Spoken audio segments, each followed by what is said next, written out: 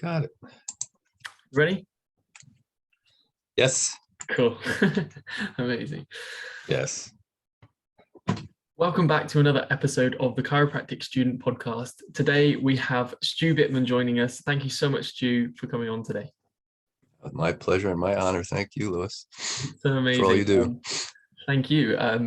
I've obviously been listening to Stew on this, and I've heard you talk on like the UCA stuff and like all over like video clips and stuff. So it's really cool to have someone on who's been in the chiropractic world for such a long time.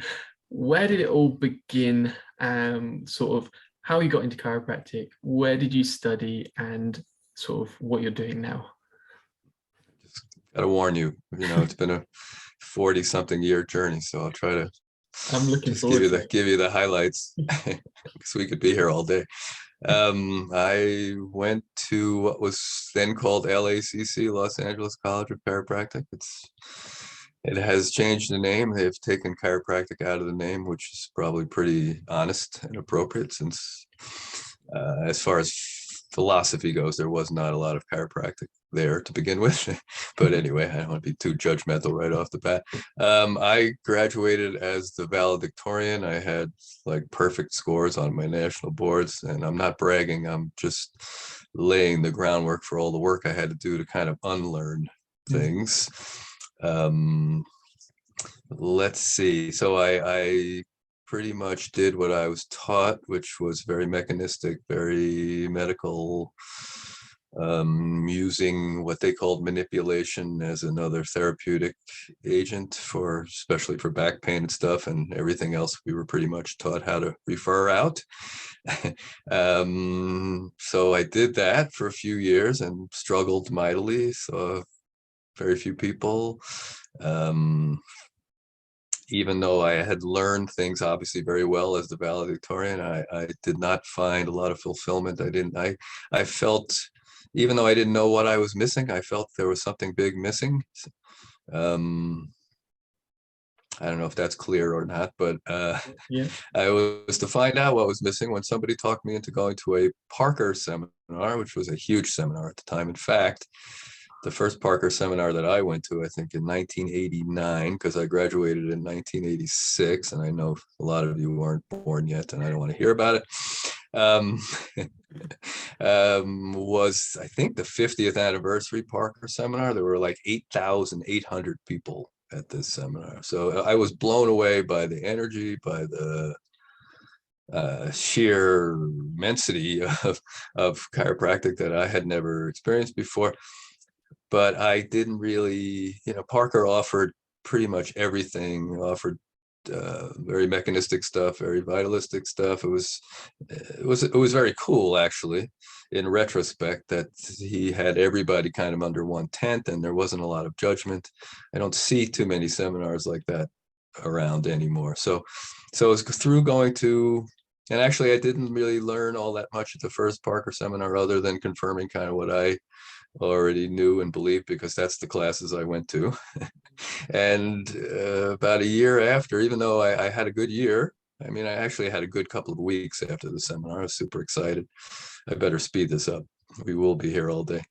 My associate talked me into going back a year later, and this time I kind of explored a little more, and I wandered into a room with a guy who was making everybody laugh. It was very boisterous. And that happened to be Jim Sigafoose. And about halfway through, though, he started talking about chiropractic and about how the line that got me was something about how we use physical therapy and chiropractic just because we don't have faith in the principle and we need to justify our fees. And I had just like leased this beautiful ultrasound high voltage galvanic thing that I thought was the secret of life and the secret of health.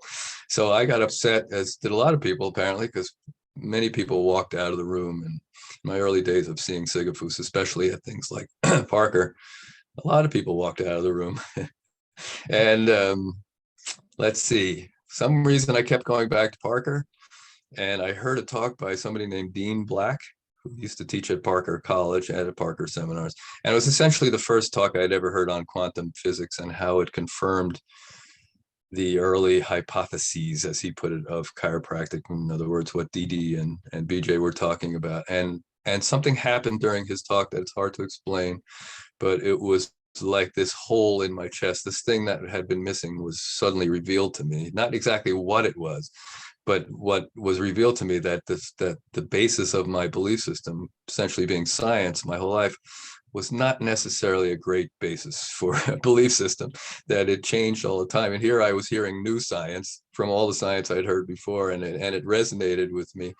And so it created this big hole, and I wandered back into Sigafoose's room, and this time I listened, and some other philosophical type speakers I listened to, and that was like 1991 or something. And then that launched me into reading everything I could about. I read Fred Barge's books. I read all the philosophical books. I even attempted to read the green books, where BJ would start a sentence on page 1 and not finish it until like page 32. It's a bit difficult to read, but I muddled through, and I went to everything. Reggie Gold used to do continuing ed seminars actually in Lake Tahoe, where I live, once a year. So I saw him, and I started attending everything Sigafoose did. He became my hero and my mentor. I started going to something called The Gathering, which was his smaller workshop-y type thing for personal development, and to learn how to communicate chiropractic in the way that I had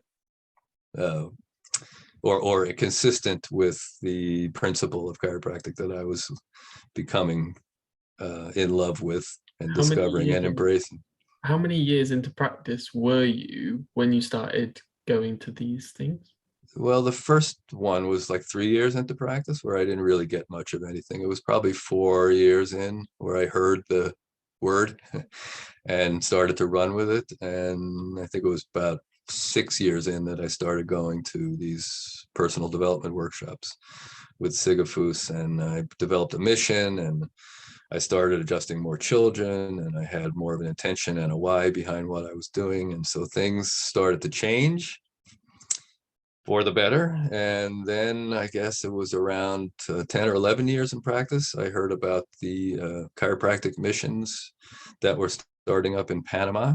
Mm-hmm. And I went on the first 4 missions over the next 3 years. And that was really a huge thing for me. That was where I learned so much. I mean, I had evidence, physical evidence, dramatic evidence of everything that I was hoping to believe. The value of just loving, giving, and serving, and the value of being present, things that I'll probably talk about again as far as tools and resources. But it was amazing. We adjusted 40 something thousand people in 5 days. The first time we went, there was only 18 of us. We went back 8 months later or something. We, with 96 chiropractors, adjusted something like 220,000 people in Panama. And this was, the people were signing in. We had a lot of volunteers. This is not like guessing on numbers. This is not like chiropractic numbers.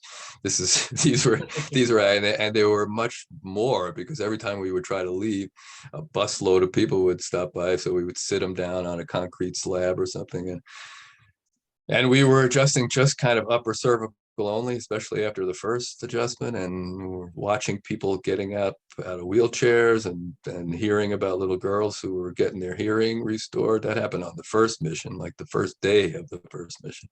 Wow. So again, I could talk about Panama for weeks. For the third time we went in 1998, I believe in May. It's probably about the anniversary of that mission. 147 chiropractors. We're in like every town in Panama with 5,000, 10,000 people or more, and we adjusted 385,000 people. This is in a country of 2 million people.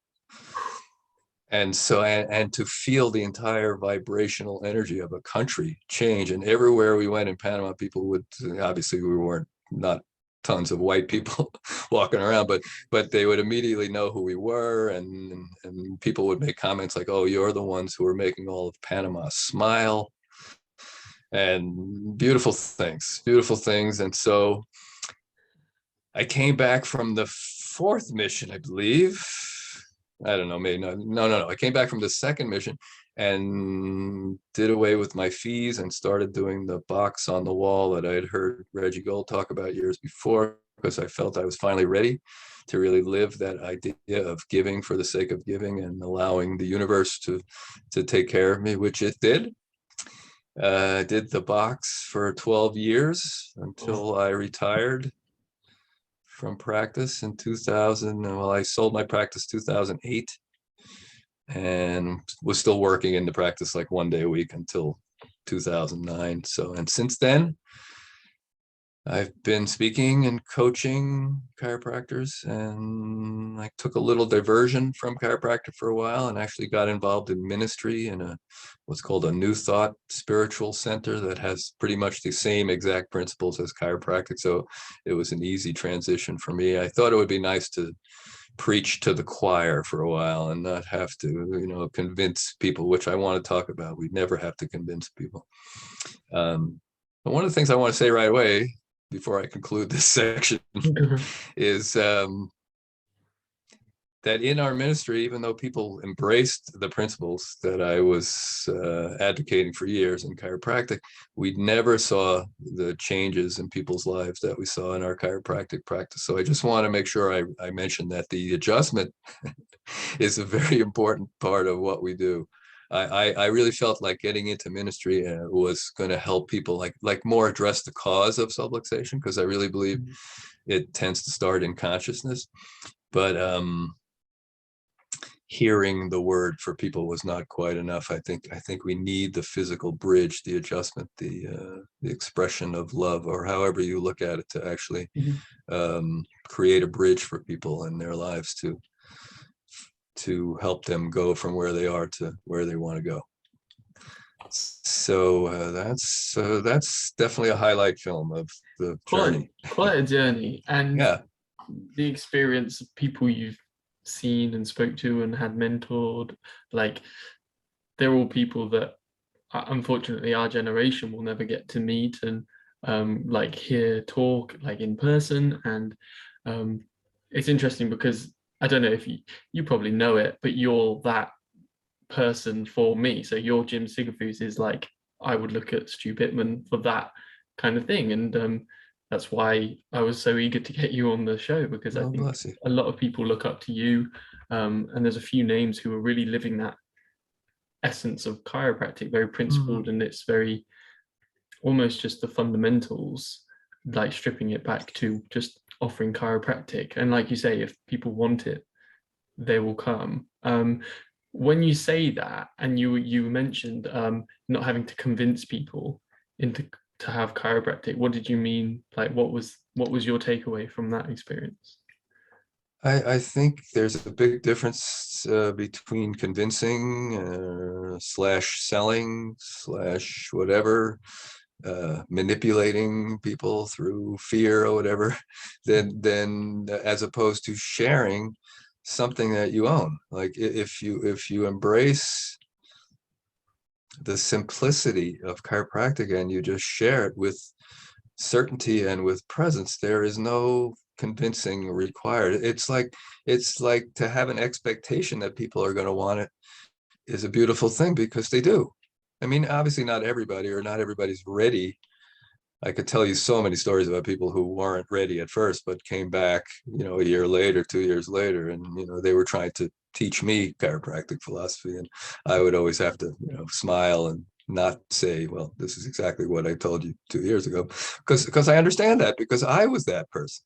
I walked out on Sigafoose, so it really helped me have compassion for the fact that not everybody's ready, but the simplicity and the beautiful truth of what we have to offer, reaches most people eventually. Or so yeah, to me, it's more like sitting down with somebody and sharing the good news, and sharing it in a way that, and if they say no, it's like, well, if I recommend a restaurant to somebody and they're like, well, I don't like Thai food, I'm not going to lose sleep over it. It's like, it's like, next. I'm just going to share it with somebody else. So, and in my experience, especially the last 12 years after I did the box, I had a requirement to come to a pre-care mandatory talk, which was very long in those days, and because I apparently still needed to convince myself a little bit, but there was no real convincing. It was just sharing the principle of chiropractic. And I 95% of people heard that talk and started care, and we asked them to commit to at least 4 months of care. So, that's where I learned that we don't have to convince very much. We don't have to water it down. We don't have to dilute it. We don't have to necessarily weaken our stance and hope to convert people later on. That's my experience. I know that probably goes against some conventional practice management wisdom, but Well, I was going to ask then, so that how you learned that clarity and not having to convince people, but just being certain and present. How did you get to that certainty and presence? Like, was it through doing, or did you was there any resources or people that really helped you, or practices that helped you get there? What was that journey like?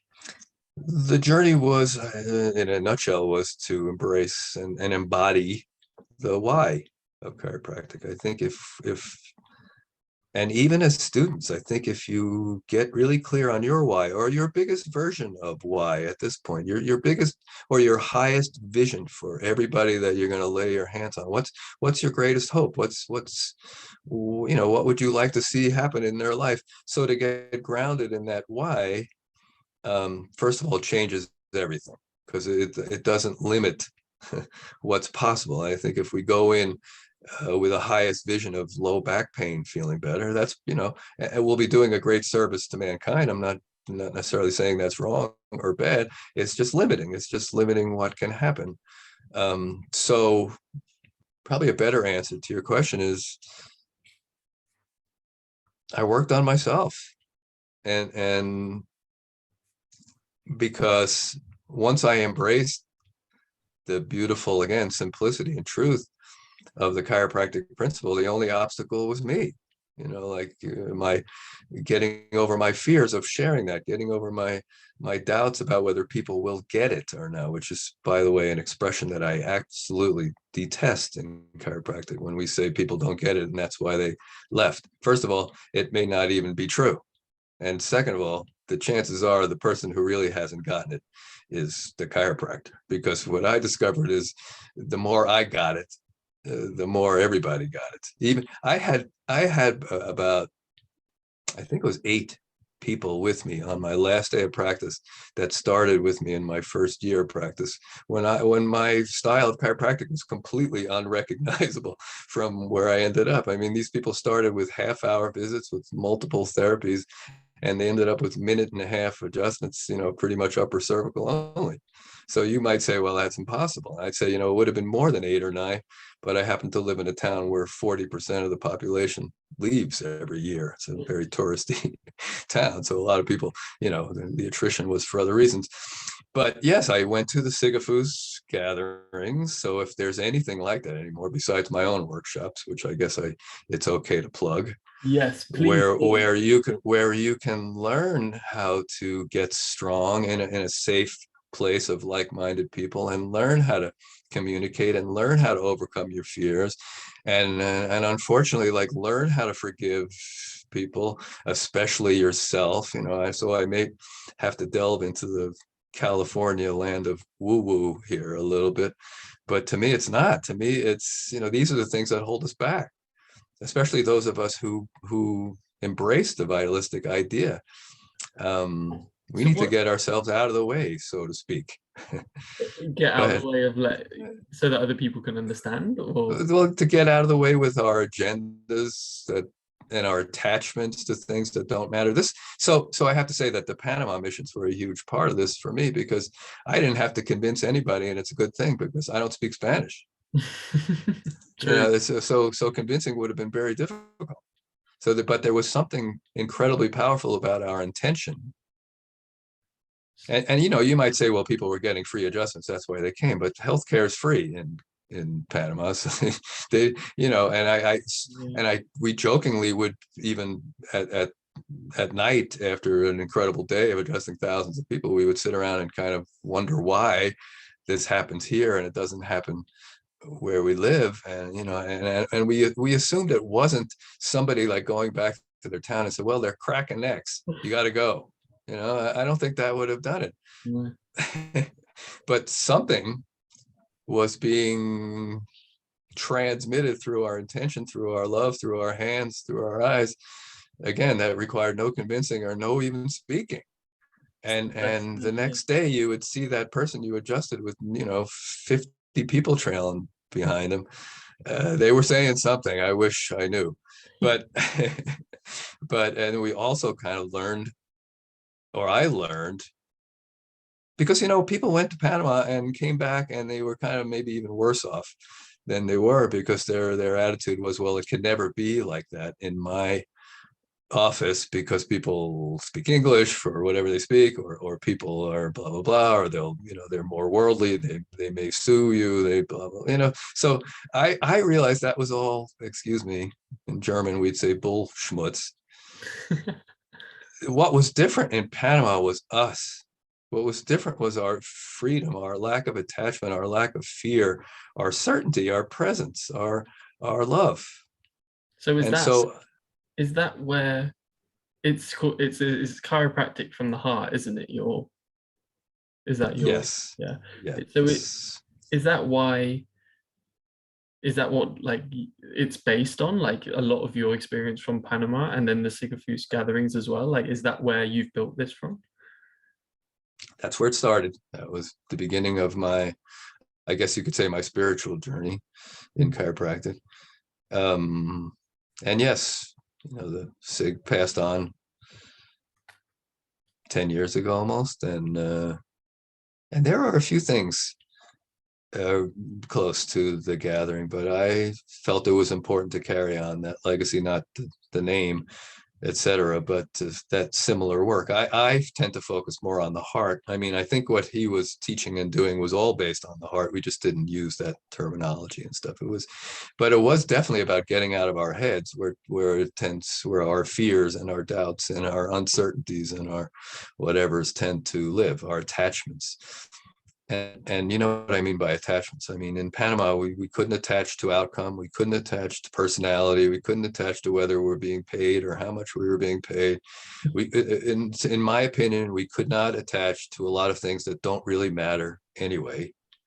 And the only thing we could attach to was the intention, the love, the knowing that one adjustment, first of all, is far better than none, and that one adjustment can be a miracle, and every adjustment can be a miracle. In fact, that's one of my old sayings: every adjustment is a miracle in progress. It is, because that person, if that adjustment is delivered with love and certainty and presence. In other words, what I learned in Panama about presence was, even though it was hot and noisy and there were children grabbing at my pant legs and just mayhem, I had never had the experience before of just the actual knowing that this was the only person in the entire universe that existed in this moment. And I figured if I could do that in these conditions, I could certainly do it where it's quiet and there's nice music playing in my office and stuff. I just have to let go of the other. I have to get over the other stuff that I always thought was so important, that I found out was not nearly as important as I thought. Those attachments to outcome and to results, to money, to whether people like me or not. And that was a big one for me, because I always enjoyed people liking me. Yeah. But it was not the most important factor, and people continue to like me. And is that like the essence of the course, is like finding that out about yourself and finding that journey? The essence of my courses, yes, is knowing how to access our heart for its wisdom, for its courage, for its, because I don't think our heart knows anything about doubt or attachment or fear, or that's a head job. So yes, and knowing how to access our heart for our own energy, because that's another issue in chiropractic is, I hear about people who have been in practice for 2 years who were burnt out, and I'm like, wow, I'm not sure if you're, as Sigafoose would say, I don't know if you're burnt out or you're bored. to maintain energy is a big thing. To resonate at a higher frequency, and then or at least at the same frequency as the people who come in, is a big thing. In fact, I think that's one of the reasons people leave. Not that they didn't get it. As I'll throw this in, I think that's the two main reasons people leave is they don't need you anymore because they're vibrating at a higher frequency than you are, or they just don't feel special or loved or that they matter in your practice anymore. That's probably number one reason, I think. Yeah, Yes. completely. And I mean, I've been writing down so much stuff. Like, if you see me like dipping over to the side, it's No, because I love it. like this podcast is very selfishly, mainly for me, but I decide to share it. One thing I want to touch upon then, you said about like you read a lot of books and you obviously you've touched upon really cool resources already. I like to ask if there were like 3 books that you would recommend people read. They can be chiropractic, they can be any book that you thought really helped you grow as a person or as a chiropractor or in life. What would those 3 books be? And then just a little bit about like why, what did you get from each? I'll probably just give you the 3 that come to me first, but there have been so many. But I mentioned Dean Black, and I do not know if you can even find his stuff anymore, but if you can, Dean Black, Yeah. PhD, and he wrote about 3 or 4 books. Cross Currents was one of them. They were all about what he called contextual healing. That was his thing. That was how he embraced the new science and used it to. It was kind of he was kind of a mellow, slow talking Bruce Lipton. I don't know if you've ever seen Bruce Lipton, but he took that approach and so if you've been like in a scientific mindset, and I'm not judging that at all. That was my entry into the philosophy, was somebody speaking to my scientific mind. So that's why Dean Black was a big influence on me. He explained essentially chiropractic philosophy from a scientific point of view, which was what I needed to hear at that point. So his stuff was big for me. Cool. Hopefully you can still find it. And by the way, if you do find it, let me know, because I would love to get my hands on those books again, because I've lent out all my good books, and you know what happens then. We'll try. Definitely Fred Barge. Maybe Life Without Fear is the one that's stuck in my mind, because again, once I accepted it through my scientific mind, his work was probably the most BJ-like and still be readable. So you read, yeah. He was very erudite and a good writer, and so I appreciated that. And any of his books I think would be good, especially if you're looking to transition. Any of Joe Strauss's books, if you again want to learn more about the philosophy itself. I learned all that more through Reggie Gold tapes than I did through reading books. But Reggie Gold cassette tapes. So I think I've listened. I'm sure they've been digitalized. Yeah, digitalized. Yeah. They were still kind of hard to find, to be fair. Like there's certain few people who have just got like these libraries of all of these audio files. So I think I have a few. If I'm allowed to mention 4. So then, in the personal development realm, people like Wayne Dyer, but also Deepak Chopra. Oh, yeah. His early books were big for me because, again, to hear, I still quote a lot of stuff from his books in my chiropractic talks, and I always, mention a sideline. This is from Deepak Chopra, so you can believe it. It was like it lent credibility or something, even though I know he's not maybe accepted totally in the medical profession. But to me, it was here's a medical doctor, again, spouting the same thing. So, and I also use that as an example for people like, I don't know how many millions of dollars he's made from writing his books, but, and Wayne Dyer as well. And all these people who to me are writing about chiropractic. They are essentially, the ideas are chiropractic, and yet they don't have a tool. They don't offer a tool that can actually bring what they're talking about to life for people like we do.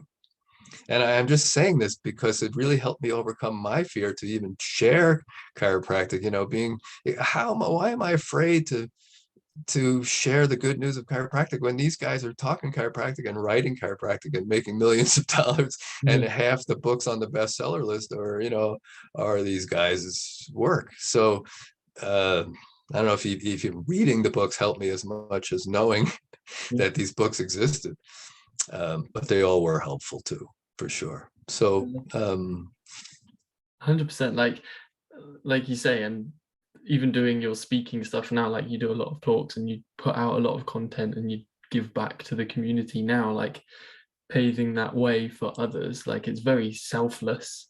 And it's going such a long way. You have no idea how, what's the saying? You have no idea how far reaching. You never know how far reaching. Yes.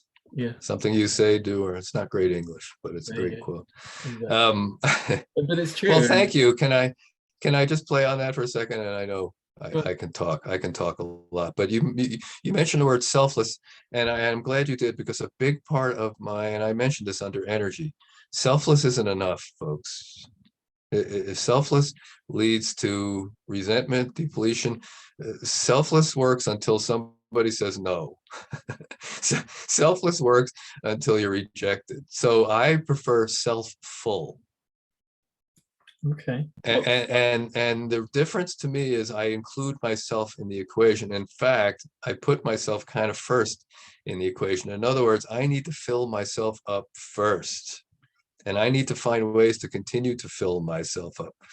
That's where the heart work comes in. That's where going to Chiro Europe and stuff like that comes in, finding a tribe, getting support, learning how to do self-care, learning to keep your emotional, physical, and mental gas tank full so you can give and give and give and give and not get burnt out, not get depleted, not get burnt out after 2 years because somebody said no, So thank you. That's a big one for me. And that's, again, part of what I teach and what I learned from Sigafoose. You cannot serve, you can, but you can't really serve with fullness until you filled yourself up first, filled yourself up with the principle, filled yourself up with the energy required.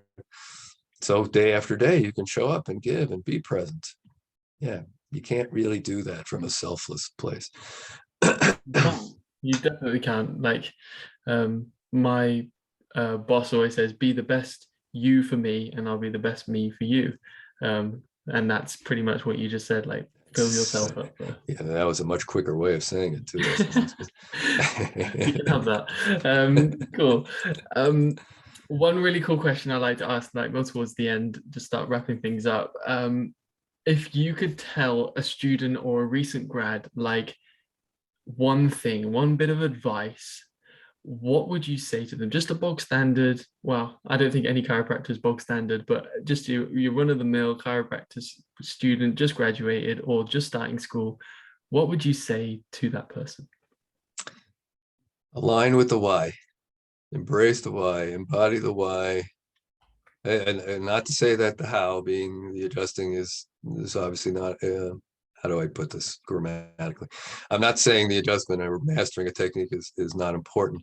I'm saying that most chiropractors I know, once they're in it for a while, have changed techniques, tweaked techniques. Don't identify yourself, if possible, with your technique. It's a great way to like become part of a tribe.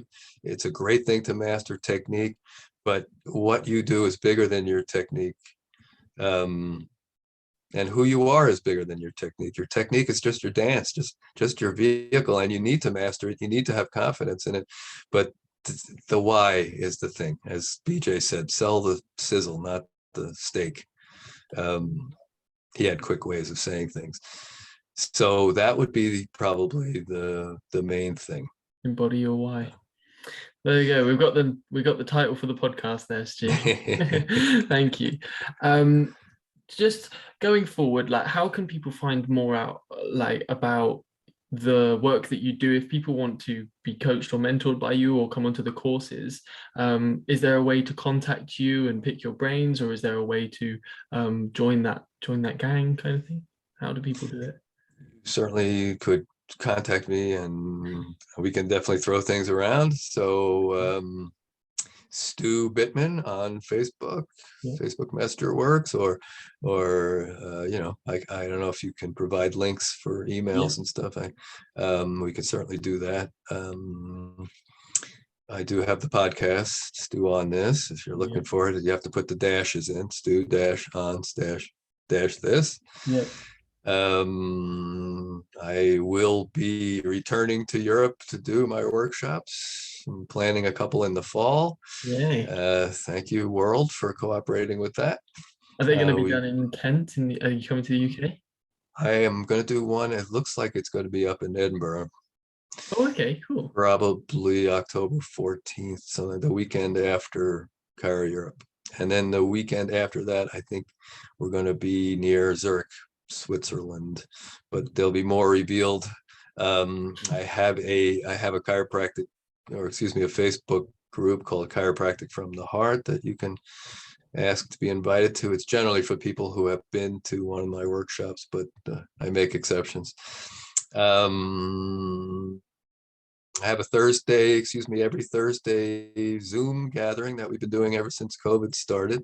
It's still a very small, loyal tribe that joins those. It's 8:30 UK time in the evening. Let me know. I could send you a link to that. It's 25 minutes every week where I speak for about 10. And then my wife leads a guided meditation to kind of help bring the message, whatever I said, into a little deeper into people's being. So that's a cool thing to join into. And Brilliant. yeah, I Thank think you. that's a nutshell That's amazing. version. I really appreciate all the knowledge and wisdom that you've been able to give, and resources and help for the students. It really goes a long way. And it's it really supports us as new grads and students as well. Like, to have someone like yourself give back is Mhm. so powerful. So thank you so much for everything you've done, that you're still doing, and for coming on the show. I really, really appreciate it. So yeah, thank you so much. My pleasure. It was a lot of fun. Thank you. Brilliant. I know there's a lot more I could say, but you know, Mm, that's another good thing. Leave people wanting more. thank you.